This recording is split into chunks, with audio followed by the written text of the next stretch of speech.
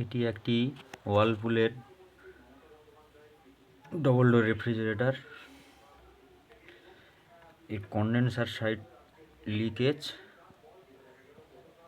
Leakage পাওয়া গেছে এবং নতুন পাইপ ব্রিজিং করা হয়েছে। তার সঙ্গে ডায়ার ফিটিং হচ্ছে।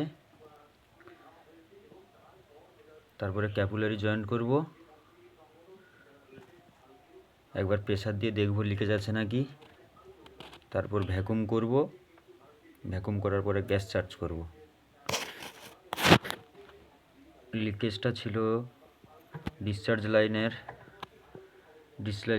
লাইন থেকে যেটা বেরিয়ে গেছে আপনার কন্ডেন্সারের আউটলেট, যেটা জয়েন্ট হয়েছে ডায়ার থেকে কিছুটা দূরে ছিল। এটি ছিল লোহার পাইপ।